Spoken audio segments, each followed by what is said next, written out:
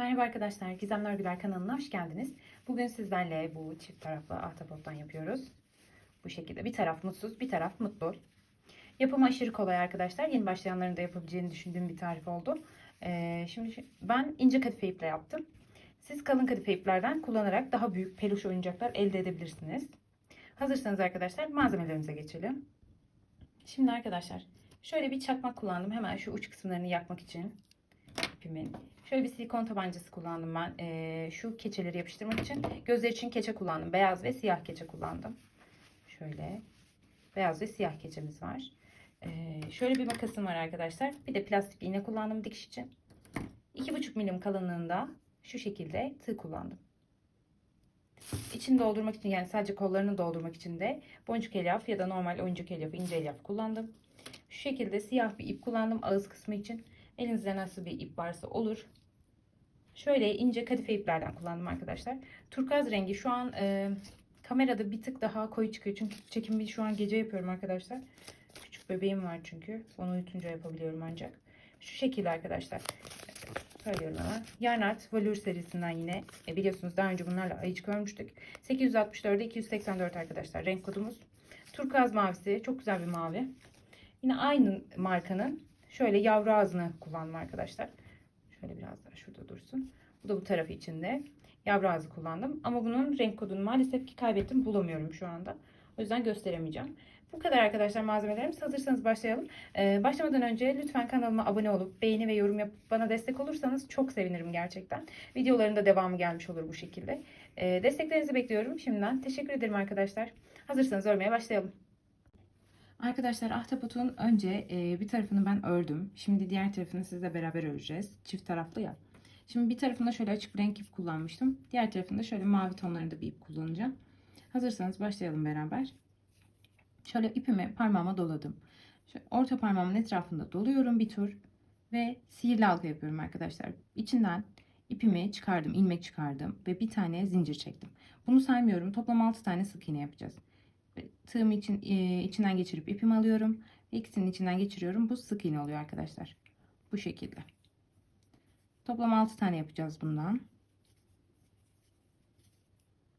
1, 2, 3, 4, 5 ve 6. Tekrar sayalım. 2, 4 ve 6 arkadaşlar. Şimdi sihirli halkamı kapatıyorum. Güzel bir şekilde. İlk yaptığım sık iğnemin tepesine batıyorum arkadaşlar. Bu şekilde. Ve buraya kapatma işlemi yapıyorum. Şimdi yan tarafına geliyorum. Yandaki sık iğneme geldim. Buraya bir tane sık iğne yapıyorum.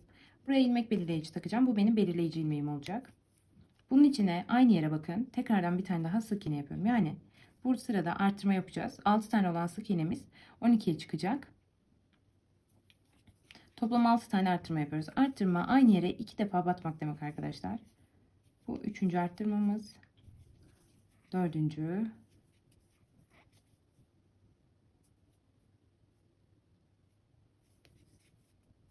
5. Şuraya da ördüğümüzde 6. arttırmamız oluyor. Toplam 6 tane arttırma yaptık. Toplam 12 tane sık iğnemiz var arkadaşlar şu an sıra sonunda. İlk yaptığımız sık iğnenin tepesine geliyoruz. Buraya bir tane daha sık iğne yapıyoruz ve ilmek belirleyicimizi tekrar takıyoruz arkadaşlar. Şimdi burada bir tane sık iğne yapacağız. Hemen yanına arttırma yapacağız. Bu şekilde. Bir sık iğne, bir tane arttırma. Bir sık iğne yapıyorum. Bir tane arttırma yapıyorum. Bir sık iğne, bir tane arttırma. Bir sık iğne, bir tane arttırma, bir sık iğne ve bir tane arttırma yapıyorum sonuncuya. Bu şekilde arkadaşlar. Bu buna gelmiş, pardon. Şurayı düzelteceğim. Bir sık iğne.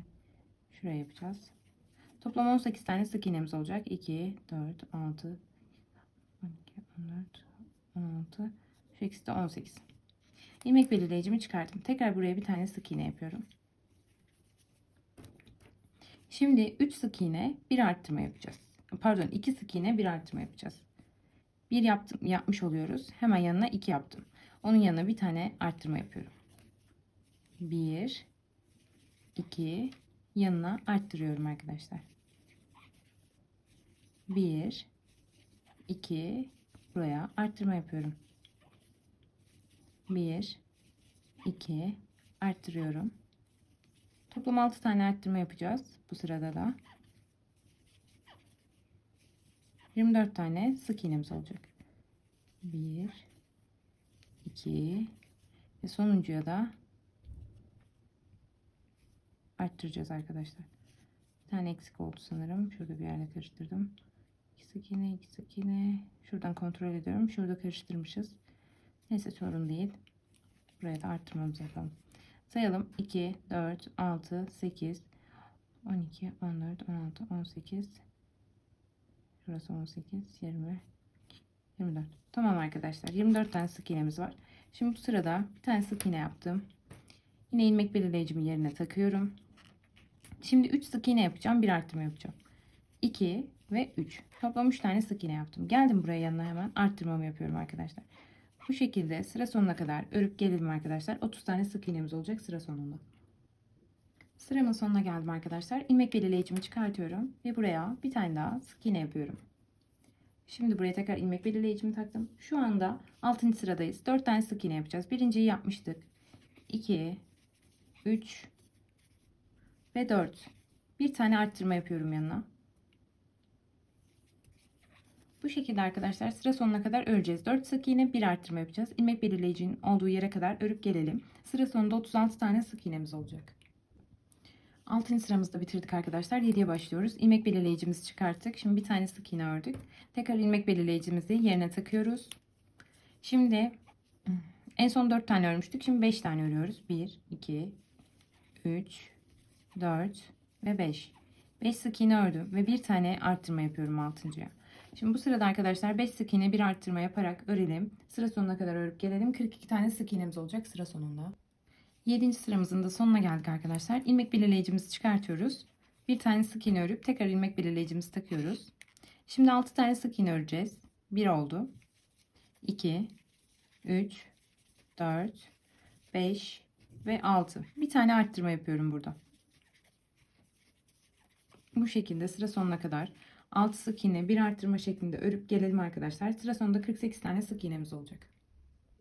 Sıramızın sonuna geldik arkadaşlar. Bu 8. sıramızda. Şimdi 9 ve 15. sıraları arttırma eksiltme yapmadan her seferinde bakın ilmek belirleyicimizi çıkartacağız. Bir tane sık iğne öreceğiz ve onu tekrar yerine takarak 7 tur boyunca 48 tane sık iğneyi örüp gelelim arkadaşlar. Arttırma ve eksiltme yapmıyoruz 7 tur boyunca. Örüp gelelim. Arkadaşlar 7 tur arttırma eksiltme yapmadan 48 tane sık iğnemizi ördük. Şimdi bu sırada flu şekilde öreceğiz. Bir sıra arttırma yaparak flu şekilde öreceğiz. Şimdi onu göstermek istiyorum size.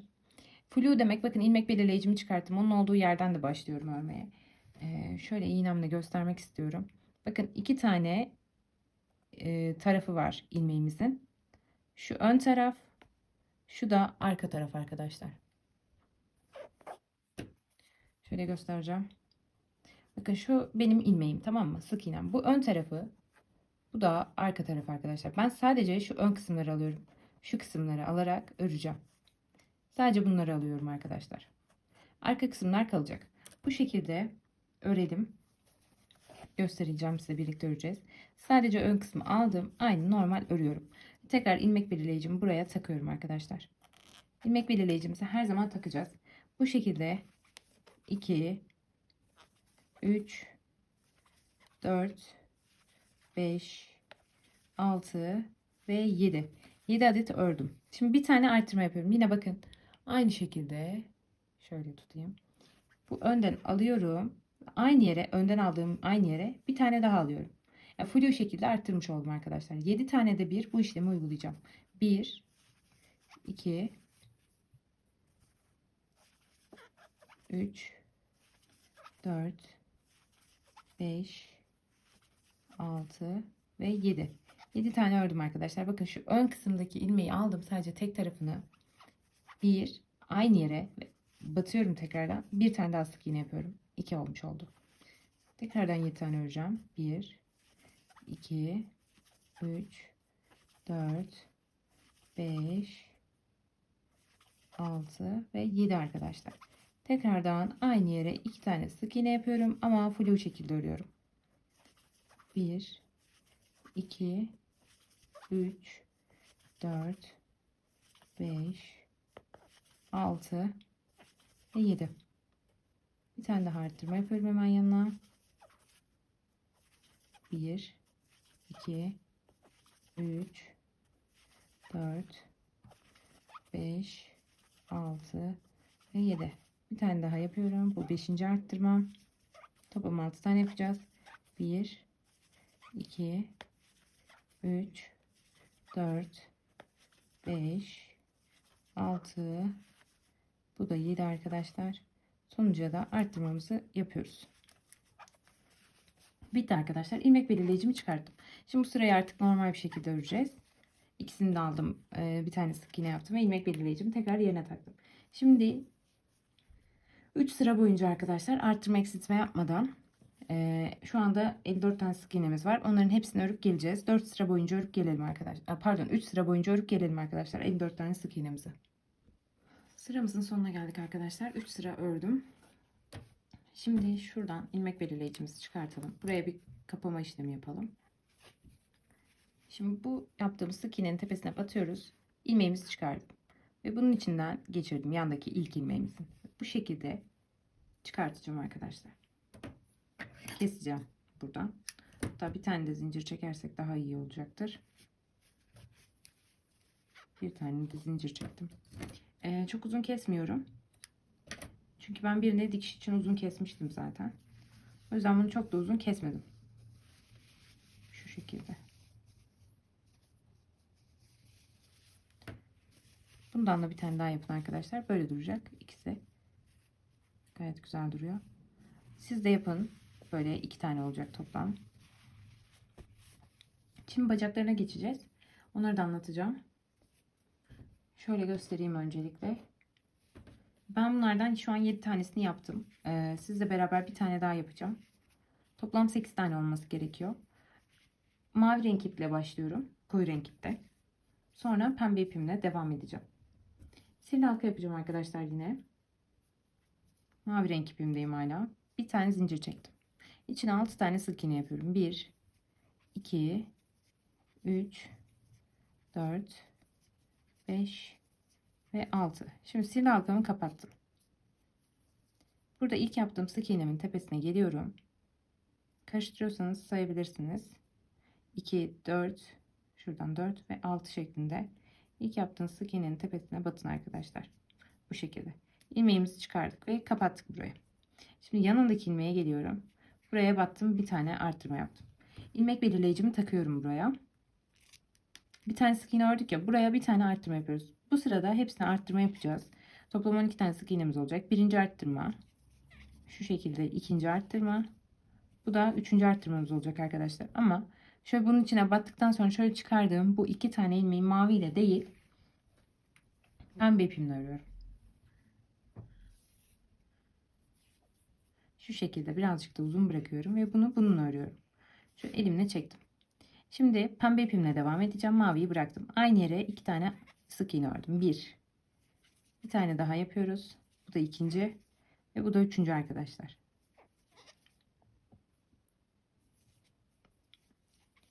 Sıramızın sonuna geldik.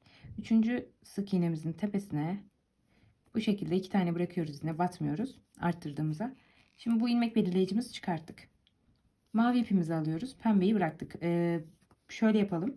Pembe ipinizi yani hep bu tarafa doğru bırakın. Hep sağ tarafta kalsın. Yani solda olup tekrar bunu almayın arkadaşlar. Yani bu bunun üstüne binmesin. Bu üstte kalsın. Hep üstteki yeni öreceğiniz ip olsun. Bu eski ilk ördüğünüz ip hep aşağıda kalacak. Bu şekilde düzgün durması için. Şöyle bir tık bol alıyorum. Böyle içinden geçirdim bunu. Hafif bol bakın. Bunu birlikte öreceğim. İsterseniz örmeyebilirsiniz. Bazılarını örmedim ben. Şimdi buraya bir tane sık iğne yapacağız arkadaşlar. Bu bizim başlangıcımız. Buraya bir tane sık iğne yapıyorum. İlmek belirleyicimi tekrar takıyorum. İp de kullanabilirsiniz. Ben ip de kullanıyorum normalde. Kendim deneme örgülerimde falan. Şimdi arkadaşlar bir tane sık iğne ördük ya. Yanına bir tane arttırma yapıyorum. Bir tane sık iğne örüyorum tekrardan yanına. Ve bir tane daha arttırma yapıyorum.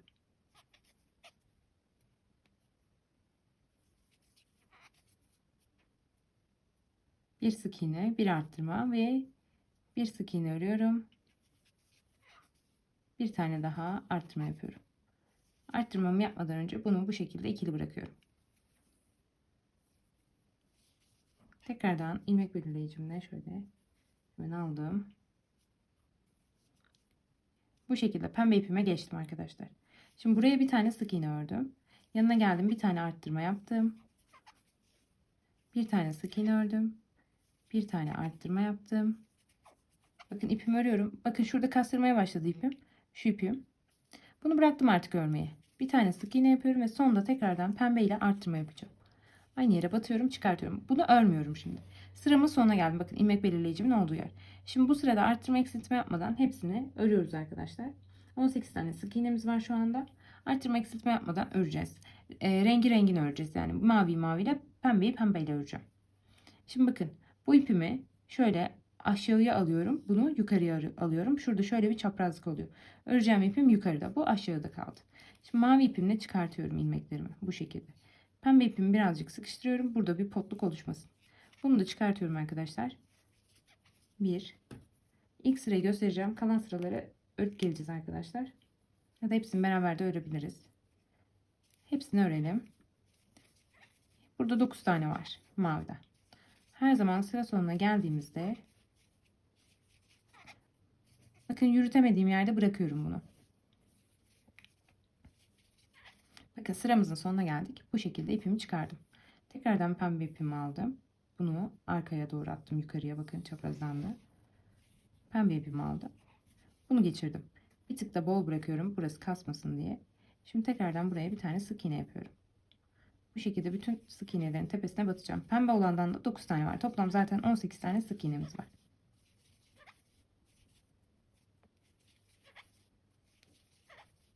Sonuncuya batıyorum arkadaşlar. Çıkmıyorum. Bu şekilde bırakıyorum. Maviyle çıkacağım. Şimdi bir tur ördük. Toplam 4 tur örmemiz gerekiyor. Birinciyi tamamladık. Tekrar pembeyi aşağı indiriyorum. Bakın maviyi aldım. Ve maviyle çıkıyorum.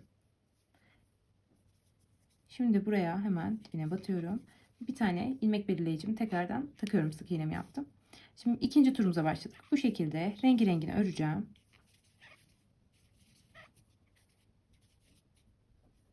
Dokuz tane sık iğnemizi örüyoruz.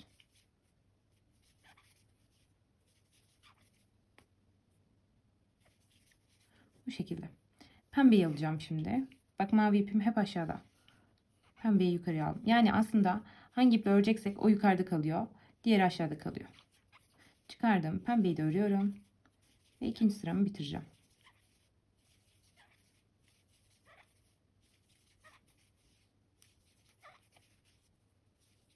Bitti arkadaşlar ikinci sıramda. Şimdi pembe ipim aşağıda, mavi ipim yukarıda. Alıyorum yine. Şöyle elimle düzelttim bakın. İlmek belirleyicimizi çıkartalım. Üçüncü sıraya başlıyoruz arkadaşlar. Maviyi ördüm. İlmek belirleyicimi tekrar takıyorum.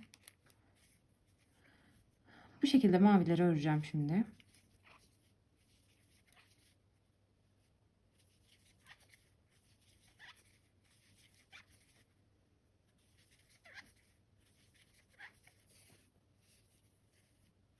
Ördük. Şimdi tekrardan pembeye geçelim.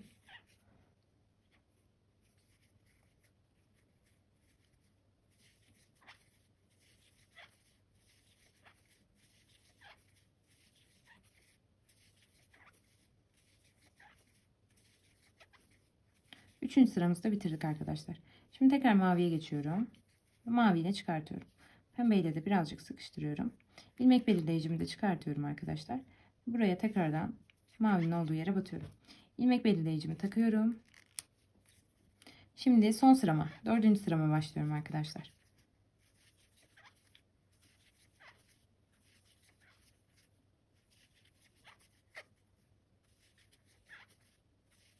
Renk değiştireceğim de sürekli ikisini bırakıyorum. Çıkmıyorum yani onu. Onu hangi renge geçiyorsam onunla birlikte çıkıyorum.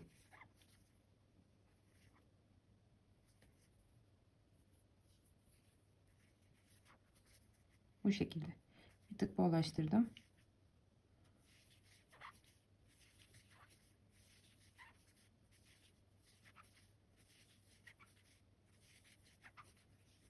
Sıramızın sonuna geliyoruz. Geldik arkadaşlar. Artık mavi iple işimiz bitti. Bunu da artık normal örüyorum. İp falan değiştirmeyeceğiz. İlmek belirleyicimizi çıkartıyoruz. Onun olduğu yere batıyoruz ve kapatıyoruz. Bu şekilde. Çok uzun kesmeyin. Şu kadar yeterli olacaktır. Şimdi şu içerideki pembeyi alıyorum. Şu maviyi de keselim. Maviyle bağlıyorum arkadaşlar. Çok aşırı sıkmıyorum. İplerimin hepsini içeriye itiyorum. Bunu da buradan geçirelim önce. Şu pembe olan kısımdan hemen bir gerisinden battım. Bu şekilde battım ve içinden çıkarttım. Sadece şu içte kalsın diye yaptım bu işlemi. Tamamdır arkadaşlar. Bütün parçalarımız hazır. Şimdi dikim aşamaları var. Önce bu parçalar birleştirecek. Bacaklarının içi dolacak.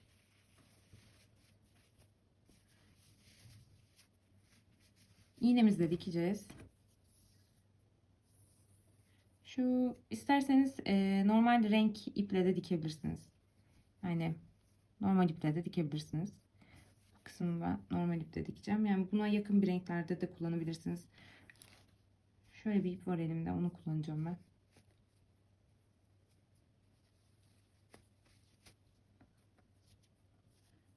Kolay dikesin diye. İçte kalacak çünkü. O yüzden gözükmeyecek zaten.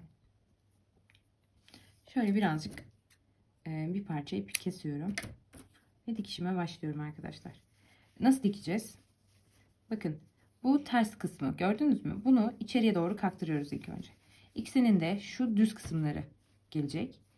Ve bu düz kısımlar böyle karşılıklı olarak birbirine bakacak.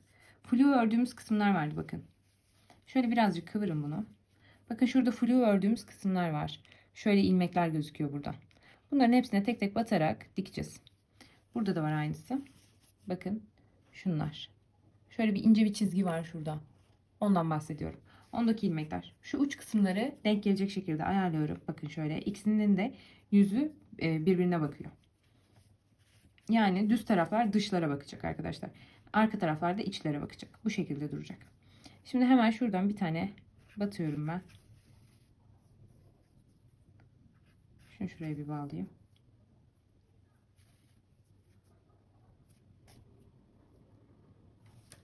Şöyle elimle bağlıyorum arkadaşlar bunu buraya. Aynısını karşı tarafına da batacağım. Bu da çıkmasın diye bağlıyorum. Aynı yerin karşısına da batıyorum. Aynı ilmeğe elimden geldiğince. Altta kalan ilmeği şuna. Şimdi bu şekilde kalanları dönerek dikiyoruz. Mesela yanındakine batıyorum. Bir bundan alıyorum. Böyle elimle de bunu sıkıştırıyorum. Şu ip de içeride kalsın. Bir bundan alacağım. Bir de bundan alacağım. Bu şekilde ilerleyeceğim.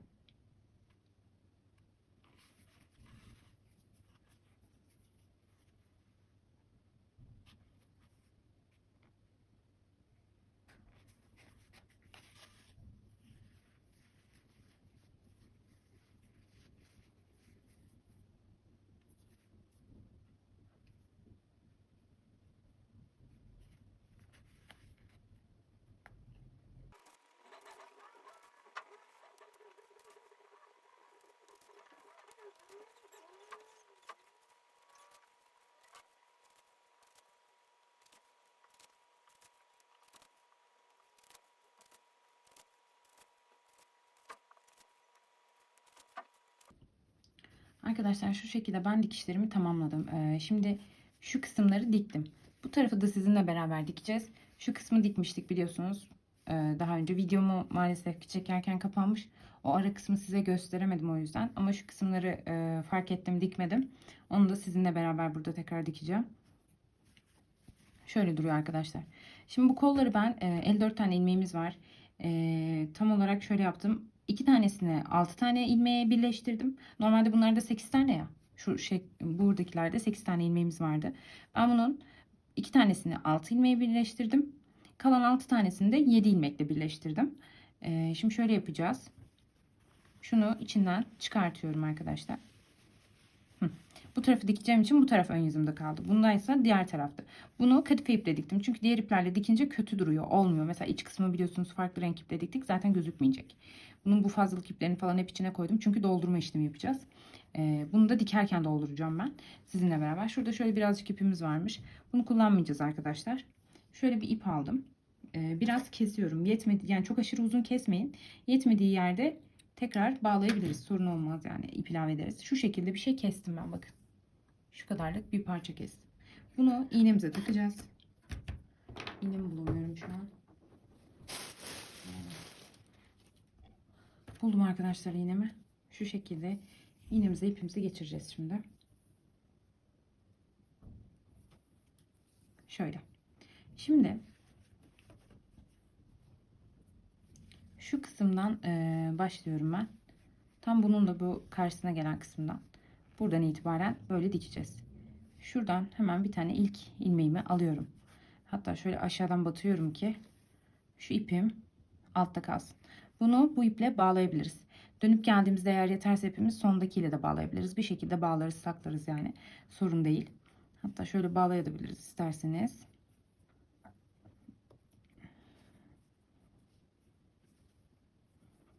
İki tane bağlasak yeter.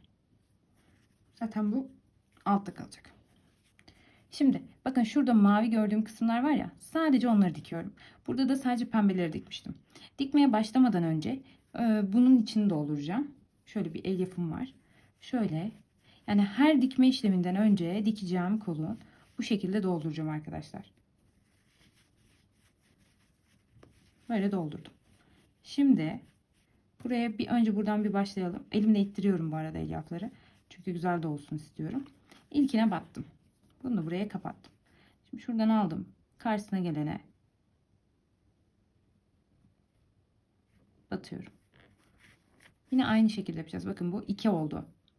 Üçüncü ilmekteyim. İlmekleri sayarak birleştiriyorum. Dördüncü ilmekteyim.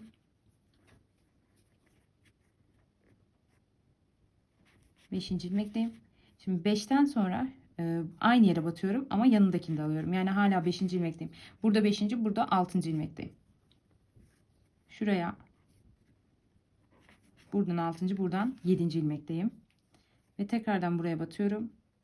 Ve bunu 7 ilmekte kapatıyorum arkadaşlar. 8 ilmeklik kısmı 7 ilmekte kapatmış oldum. Bu şekilde. Şimdi bakın şu arada bir boşluk oluşuyor. Gördünüz mü? Şu kısım. Bu kısma dolum işlemi yapacağız. Birazcık diktikten sonra dolduracağız. Şimdi diğerine geçelim. Diğer kolumuza da aynı şekilde elyafımızı koyalım. Böyle koyarak ilerleyeceğiz. Şu ara kısmını da göstereceğim. Birlikte yapalım zaten bu oyuncak bitene kadar. Karıştırmayın. Kolumuzun içini doldurduk. Şimdi bakın tekrar bunun hemen dibine batıyorum. İlk battığım kısım var ya, oraya batıyorum. Bunun da hemen ilk sık iğnesine battım. Ve geçirdim arkadaşlar. Bu şekilde bakın karşılıklı gelecek şekilde bunları da dikeceğim şimdi. Şimdi bir oldu. Bu içindeydi ya zaten, onu saymıyorum. Bir oldu. İkisinden ikinci. Üçüncü. Şuradan aldıklarımı sayıyorum arkadaşlar. Üçüncü. Karıştırıyorsanız ilmek belirleyiciyle bölün ilk başta. Ondan sonra yapın. Dördüncü oldu. Beşinci.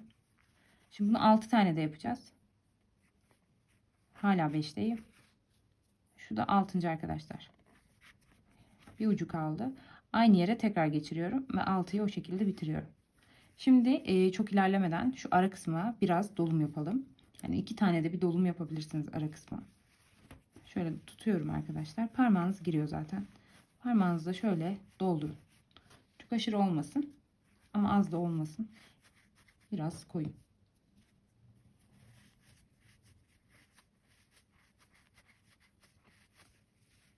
Arkası açık olduğu için çok aşırı doldurmanıza gerek yok. Bakın burada bunda boşluk görürseniz bu şekilde buradan da doldurmaya devam edebilirsiniz. Bu yeterli. Şimdi dikmeye devam ediyorum. Aynı yere batıyorum. Bakın. Burası önemli. Şuradan hani ilk çıktığımız yer var ya, şu sonuncu ilmeği bağladığımız kısım. Bunun aynı yerine batıyorum ve ilk ilmeği sürekli bundan alıyorum artık. Yoksa zaten sayılar yetmiyor arkadaşlar. Bunu saymıyoruz. Buradan devam ettiklerimi 1 olarak sayacağım. Bunu şimdi 7 tane de birleştireceğim. 2. Şimdi 2 oluyor. Bu ikinci. Bir tane daha yapıyorum. Üçüncü.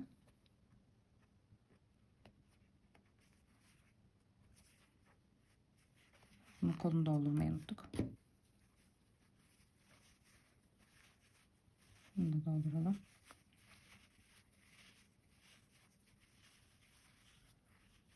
Biraz daha alır.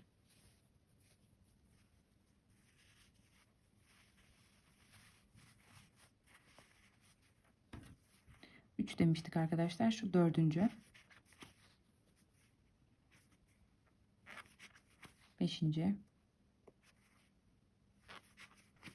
Altıncı. Bu da yedinci arkadaşlar. Bakın bu işin püf noktası şu. Söylüyorum.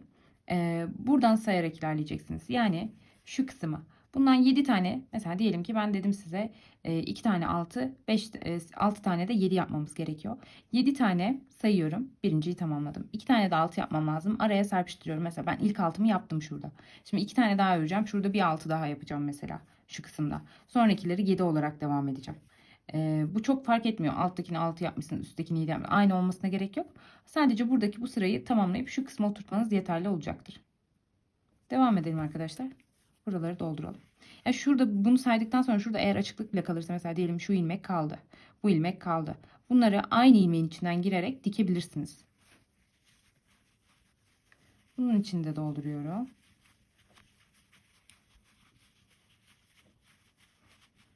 Anladıysanız arkadaşlar bu şekilde sıra sonuna kadar yapacağız bu işlemi. Şu ilkine de batıyoruz ve ilkine her zaman şu çıktığımızdan batıyorum. Bunu saymaya başlıyorum yani. 1. Mesela bu da 7 olacak. 2. 3.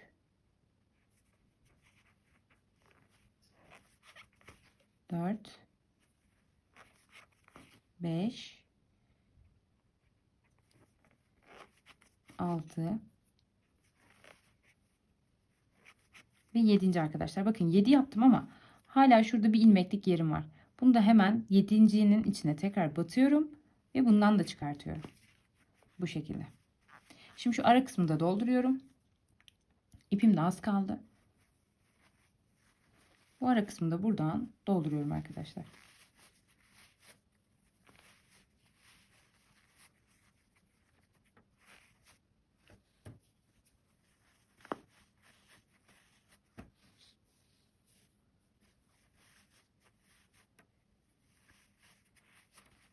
Elimle düzeltiyorum, eşitliyorum şu kısımları bastırarak.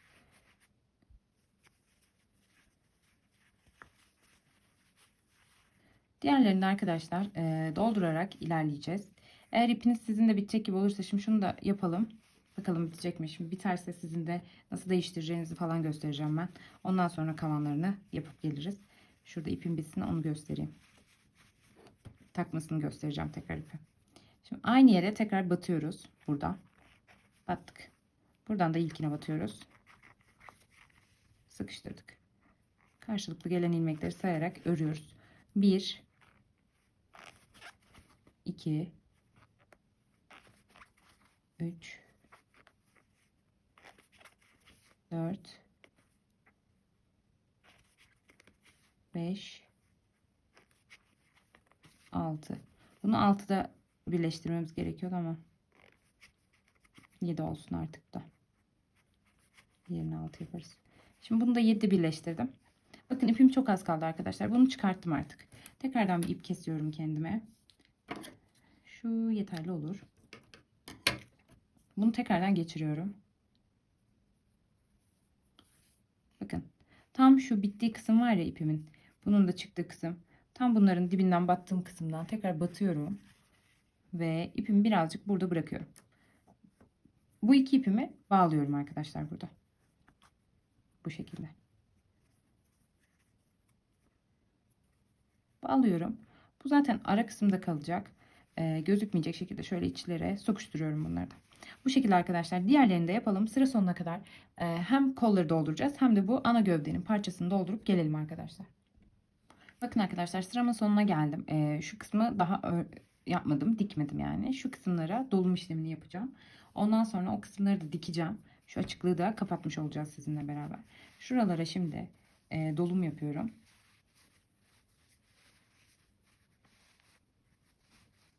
Ama şu kısmına da gelecek şekilde dolduracağım bunu. Şöyle elimle bastırıyorum. Bakın şu kısımlar boş. Bu kısımlara da koyalım.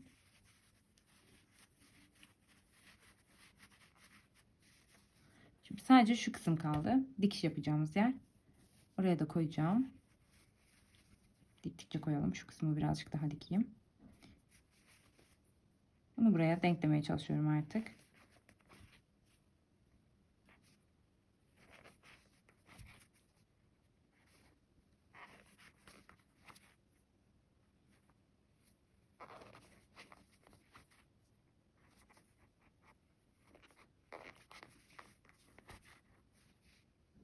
Sonuncuyu da şurası son.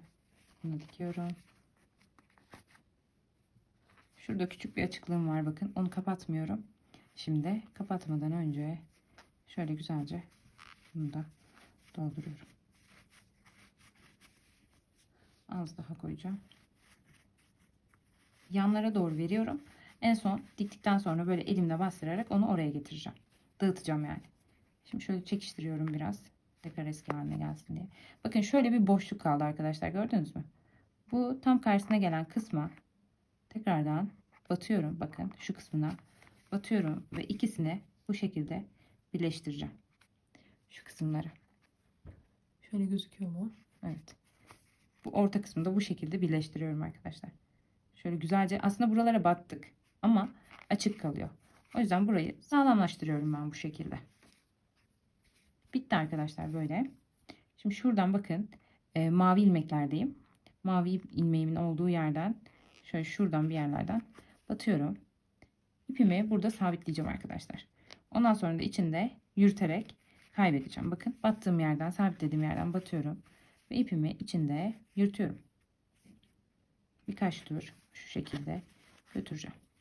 Şimdi ipimi kesebilirim. Ahtapotum ortaya çıktı zaten.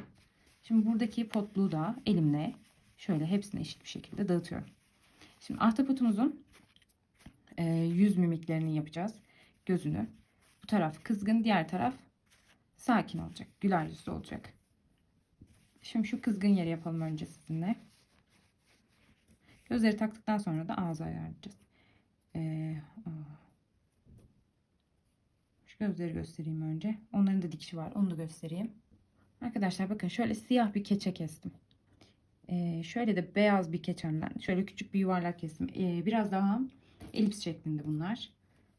Şöyle iğneme beyaz ip geçirdim. Bunu buraya dikeceğim. Şuradan batıyorum köşesinden. Bakın ipimin ucu bağlı değil. İsterseniz bağlayabilirsiniz. Ben gerek duymuyorum. Şöyle 2 defa battığımda zaten bağlanacak. Şöyle batıyorum. Bir elimle de buradaki ipi tutuyorum bakın. Şöyle batıyorum. Bundan da çekiyorum ve kilitlendi ipim. Aynı yerlere battım. Şu ipimizi de düzeltelim.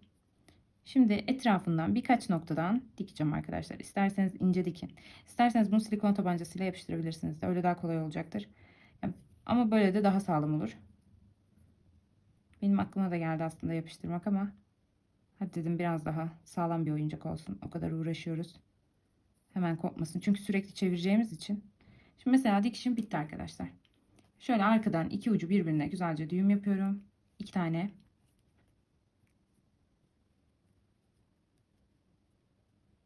Şimdi ipimi kesiyorum. Zaten altta kalacak. Çok aşırı dibe girmeden ipimizi keselim şu şekilde. Bakın, bu normal yüz ifadesiydi. Ters dikmişim arkadaşlar ya. Şaka gibi ya gerçekten. Of, şu an çok sinir oldum. Siz ters dikmeyin, olur mu? Dalgınlığıma geldi. Akşam yapıyorum çekimi. Şöyle koyun. Bakarak dikin arkadaşlar. Şuraya dikmem lazımdı ve ben oraya dikmişim. sefer dikeceğim yani. Aldım keçemden bir parça. Neyse burayı da göstermiş oldum size. Öyle düşünelim. Şöyle kesiyorum elimle. Göz kararı ayarlıyorum arkadaşlar. Şöyle dursun.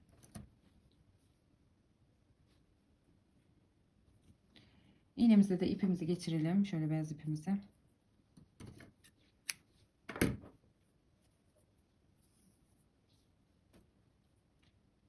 Dikişimize başlayacağız.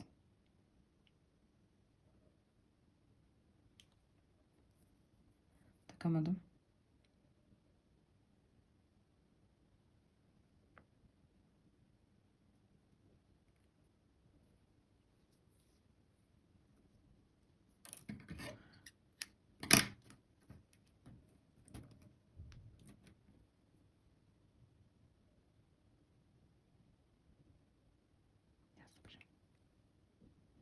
Şimdi dikişimizi yapacağız arkadaşlar. Şöyle gözün beyaz kısmını aşağıdan batıyorum. Herhangi bir yerden batabilirsiniz. Şöyle ayarlayayım tam. Elimle tuttum. Alttan battım. Hepsini çıkarmıyorum. Ucu kalıyor.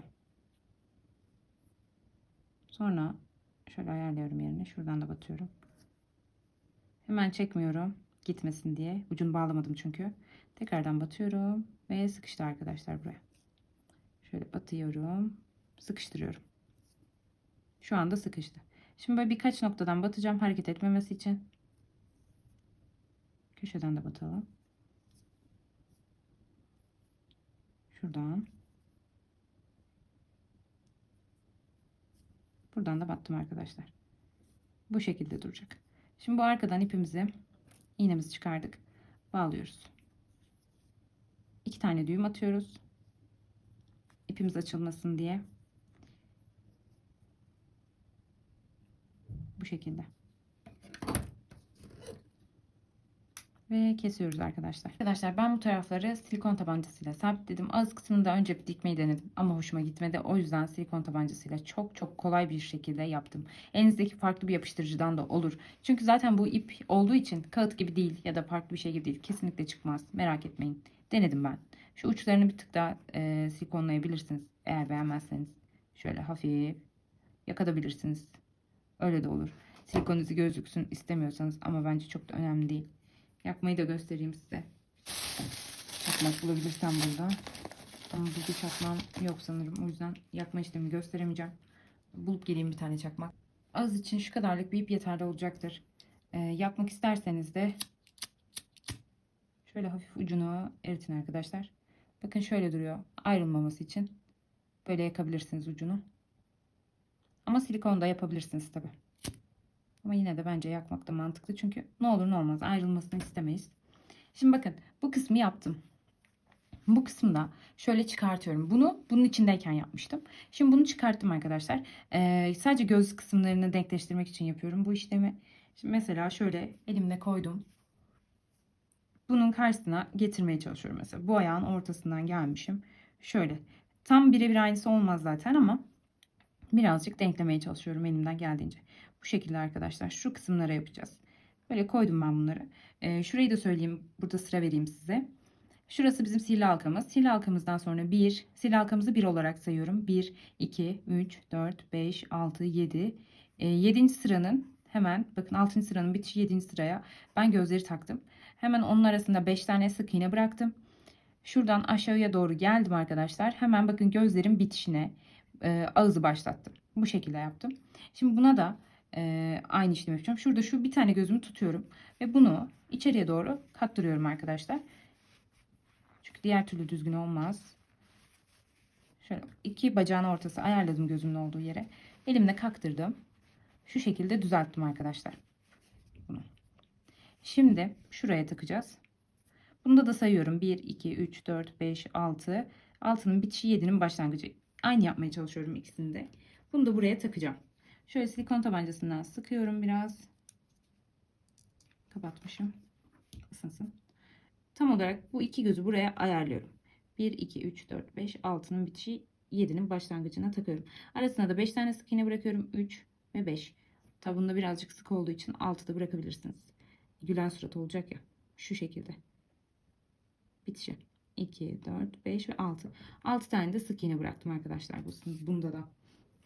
Ve şu şekilde duracak. Ağız kısmında tam bunun yine bitişinin altına takacağım.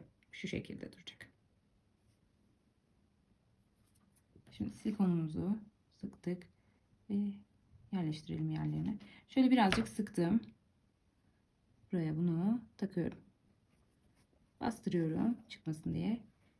Açık gördüğünüz yere sıkın. Zaten ip olduğu için çok çabuk yapışıyor.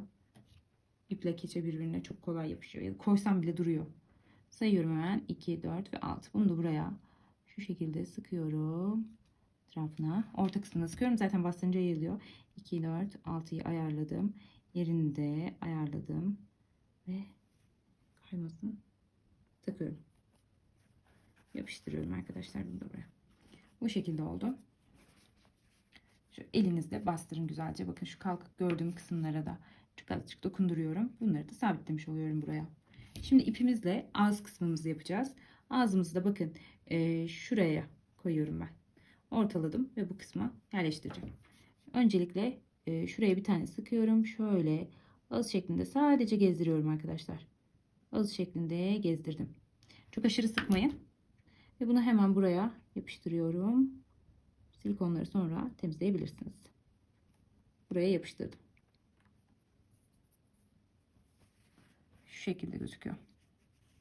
Güzelce bastırıyorum artık.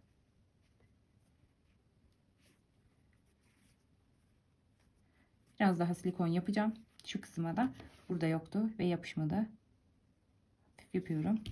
Bunu da şöyle bastırarak tutturuyorum buraya.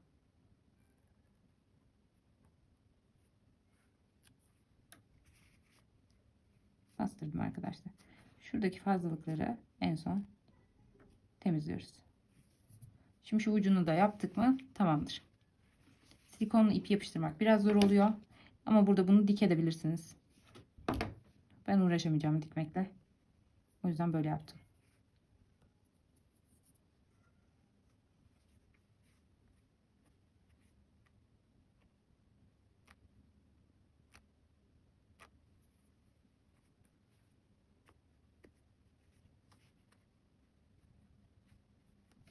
Böyle duruyor arkadaşlar. Gülen suratımız da bitti.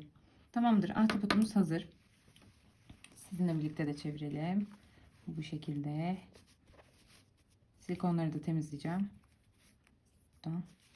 Bu şekilde kızgın. Bu şekilde mutlu. Çok tatlı oldu bence. Kanalımı buraya kadar izlediyseniz kanalıma abone olup bana destek olursanız çok sevinirim. Siz de yapın arkadaşlar. Çok güzel oluyor gerçekten, çok tatlı. Bunu daha büyük kadife iplerle de yapabilirsiniz. Ben ince kadife ip kullandım. Zaten bunu tanıtacağım size. Çok şeker oldu gerçekten. Çok beğendim. İçime de sinen bir proje oldu. Lütfen kanalıma abone olmayı unutmayın arkadaşlar. Diğer videolarda görüşmek üzere.